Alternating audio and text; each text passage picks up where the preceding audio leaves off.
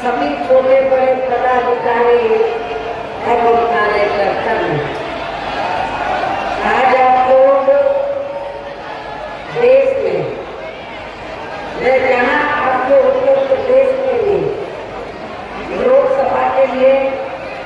पूरे आम चुनाव में अपनी पार्टी के उम्मीदवारों के समर्थन में मुझे सुनने के लिए यहाँ इकट्ठा हुए हैं,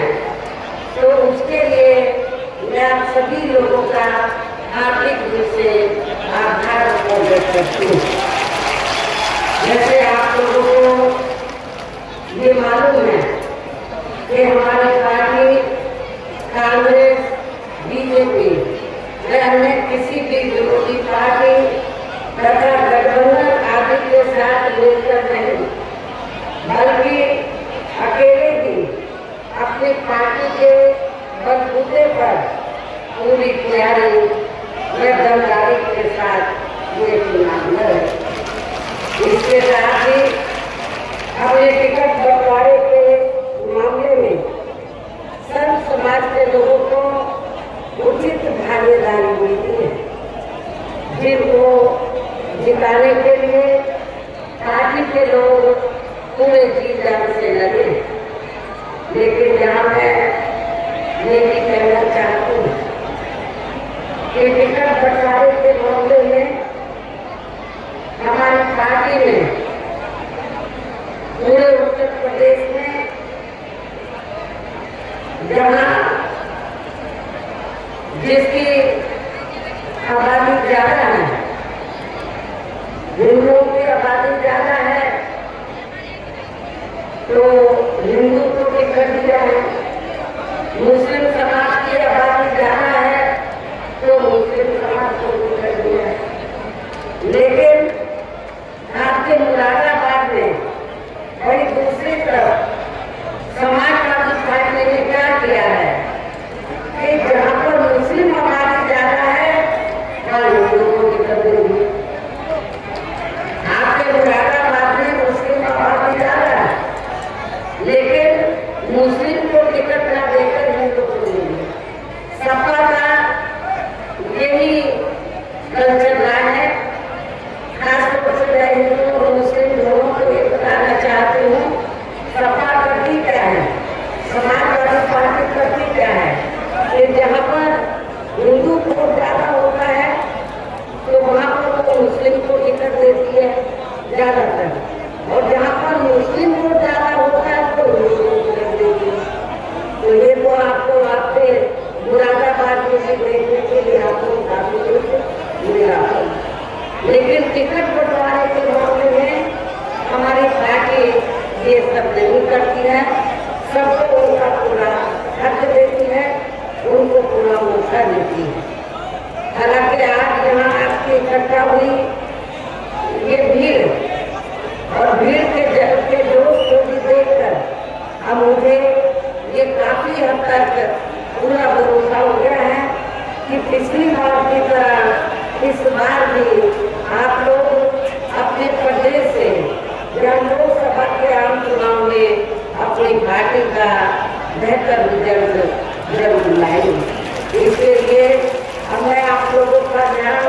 तो जरूरी बातों की तरफ दिलाना चाहती हूँ। और इस संबंध में मैं विशेषकर कांग्रेस, बीजेपी व इनके सहयोगी दलों के बारे में ये कहना चाहूंगी कि आजादी के बाद शुरू में केंद्र व देश के काफी राज्यों में भी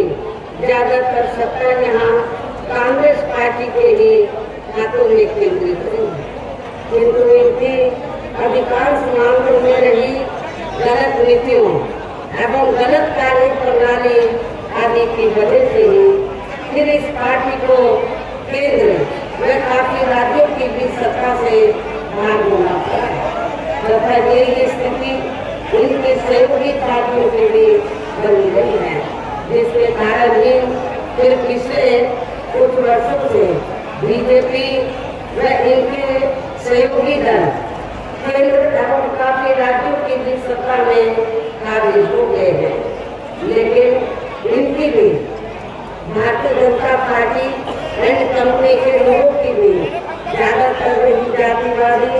पूंजीवादी, संकीर्ण संप्रदाय व द्वेषपूर्ण नीतियों एवं कार्य प्रणाली आदि से तथा इनकी कथनी व करनी में भी काफी अंतर होने की वजह से अब ऐसा लगता है कि इस बार ये पार्टी भी केंद्र की सत्ता में आसानी से वापस आने वाली है। बशर्ते यदि ये चुनाव इस बार फ्री एंड फेयर होता है तथा आम चर्चा के मुताबिक वोटिंग मशीनों में भी कोई गड़बड़ी आदि नहीं की जाती है, और वैसे भी इस बार चुनाव में इनकी कोई भी पुरानी एवं नई चल रही नाटकबाजी, जुमलेबाजी व गारंटी आदि काम में आने वाली नहीं, क्योंकि अब देश की जनता काफी हद तक इस बात को समझ चुकी है कि इनकी पार्टी ने अब तक देश के विशेषकर गरीबों, कमजोर तबकों, अल्पसंख्यक समाज के लोगों की भी हालत हर स्तर पर यहाँ काफी ज्यादा खराब व दयनीय बनी हुई है। इसकी जानकारी आप लोगों को भी है, खासकर मुस्लिम समाज के लोगों को इसकी काफी कुछ जानकारी है। इतना ही नहीं बल्कि पिछले कुछ वर्षों से केंद्र व अधिकांश राज्यों में भी बीजेपी व आरएसएस की सरकारों के चलते हुए अब इनका विकास एवं उत्थान आदि होना भी काफी हद तक मनसाही हो गया है। आए दिन इन पर खासकर धर्म की आड़ में हो रही जुर्म जाति भी यह काफी ज्यादा चरम सीमा पर पहुंच चुकी है। हिंदुत्व की आड़ में इनका काफी ज्यादा शोषण किया जा रहा है। इनके साथ साथ अपर कास्ट समाज में से विशेषकर गरीब लोगों की भी हालत हमें कोई खास अच्छी नजर नहीं आती है। इनकी गलत कृषि नीतियों के कारण ही किसान वर्ग भी आए दिन आंदोलित ही रहता है, और पिछले कुछ वर्षों से तो आए दिन किसान सड़कों पर ही अपनी आवाज उठाता रहा है। साथ ही इनकी गलत आर्थिक नीतियों की वजह से देश की अर्थव्यवस्था पर भी इसका काफी बुरा प्रभाव पड़ रहा है, जिससे हम विशेषकर छोटे एवं मध्यम वर्गीय व्यापारी वर्ग भी काफी ज्यादा दुखी व परेशान है। और अब केंद्र में पूर्व की रही सरकारों की तरह ही वर्तमान भाजपा सरकार में भी यहाँ पूरे देश में गरीबी, बेरोजगारी एवं महंगाई आदि भी काफी ज्यादा बढ़ रही है। देश में हर स्तर पर फैला भ्रष्टाचार भी अभी तक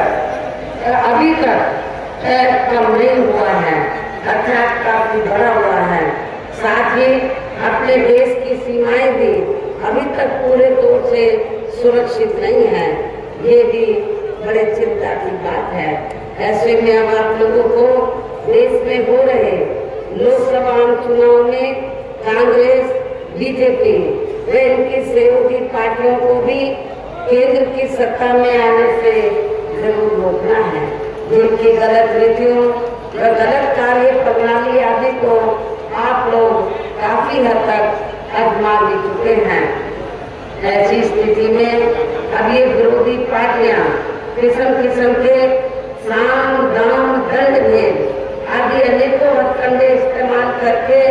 केंद्र की सत्ता में आने की पूरी कोशिश में लगी है, जिनसे अपनी पार्टी के लोगों को हर स्तर पर काफी ज्यादा सावधान रहना। और इस मामले में विरोधी पार्टियां अपने अपने पक्ष में हवा बनाने के लिए खासकर मीडिया, ओपिनियन पोल व सर्वे आदि का जो बड़े पैमाने पर इस्तेमाल कर रही हैं, तो उनसे भी अपनी पार्टी के लोगों को बिल्कुल भी गुमराह नहीं होना है। इसके साथ ही विरोधी पार्टियों के विभिन्न रूपों में जारी किए गए इनके हवाई व प्रलोभन भरे चुनावी घोषणा पत्रों एवं वायदोवादी के बहकावे में भी अपनी पार्टी के लोगों को कतई नहीं जाना है, जिन्हें ये पार्टियां चुनाव खत्म होने के बाद ज्यादातर अमल में नहीं लाती हैं और जिन पर से देश की जनता का अधिकांश विश्वास ही उठ गया है। यही खास वजह है कि हमारी पार्टी किसी भी चुनाव में अपनी पार्टी का कोई भी चुनावी घोषणा पत्र आदि जारी नहीं करती है।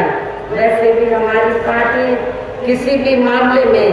कहने में बहुत कम बल्कि कार्य करके दिखाने में ही ज्यादा विश्वास रखती है। और इस बात का सबसे बड़ा सबूत ये है कि उत्तर प्रदेश में 4 बार हमारी पार्टी के नेतृत्व में रही सरकार ने चुनाव में अपनी पार्टी के बिना कोई जारी किए गए चुनावी घोषणा पत्र के ही प्रदेश में आम जनहित में